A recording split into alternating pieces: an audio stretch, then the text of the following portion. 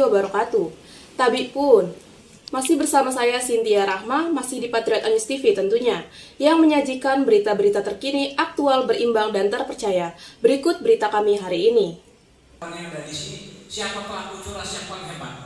BNN atau Badan Narkotika Nasional ajak media bekerjasama dalam memberantas narkoba.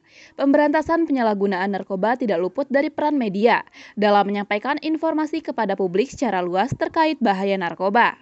Hal tersebut diungkapkan Kepala BNNK Tanggamus, AKBP Abdul Haris saat membuka workshop peningkatan kapasitas Insan Pers untuk mendukung Kota Tanggap Ancaman Narkoba atau KOTAN di Balai Serumpun Padi Gisting Tanggamus, Kamis 9 Juni 2022. Menurut AKBP Abdul Haris, Kepala BNN Tanggamus, dipertanyakan apa sih hasil kerja BNN Tanggamus? Tapi menurut saya sudah kita tidak perlu bahas itu. Mari ke depan bersama kita berbuat yang lebih baik untuk Kabupaten Tanggamus ini dalam penanganan masalah narkoba. Komitmennya ya BNN tanpa bantuan dari masyarakat pasti tidak mampu. Tapi dengan bantuan masyarakat antara lain komponennya adalah wartawan, insya Allah kita mampu menggapai apa yang kita harapkan. Kalau target begini, pemberantasan di BNN Kabupaten itu tidak dibebankan kepada BNN Kabupaten, itu tugas provinsi. Nah, tugas BNN Tanggamus ini pertama sosialisasi, kemudian rehabilitasi. Dua target itu. Kalaupun ada yang dianggap harus umpannya tangani kasusnya, kami berkoordinasi dengan BNN provinsi.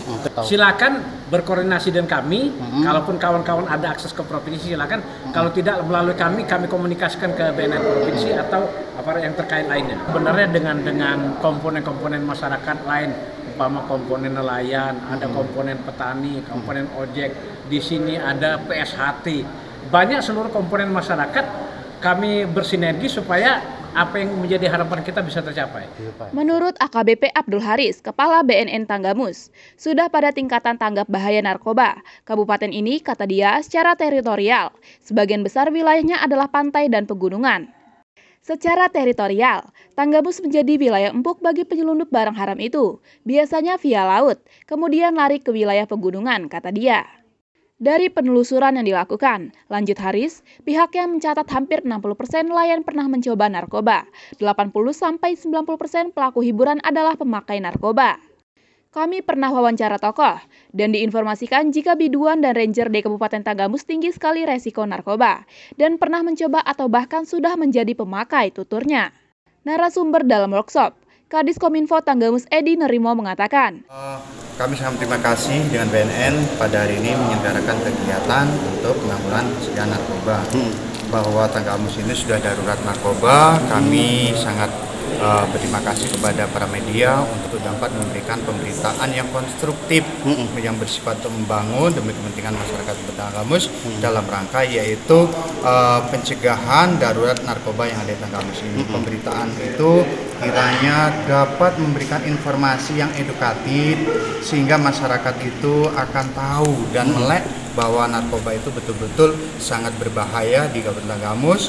Dari sejak dini itu sudah diberikan edukasi. Saya yakin tadi sudah dijelaskan bahwa peran media itu cukup, yaitu cukup vital dalam memberikan pemberitaan sesuai dengan tugas dan fungsi dari media itu sendiri. Tentunya ini adalah sinergitas antara pemerintah Kabupaten Tanggamus, kemudian wartawan dan BNN bersama-sama dalam rangka yaitu mengatasi darurat narkoba yang ada di Tanggamus. Mudah-mudahan dengan kegiatan seperti ini akan dapat menurunkan angka penggunaan narkoba yang ada di Kabupaten Tanggamus. Terima kasih. Narkoba adalah musuh bangsa, musuh kita semua.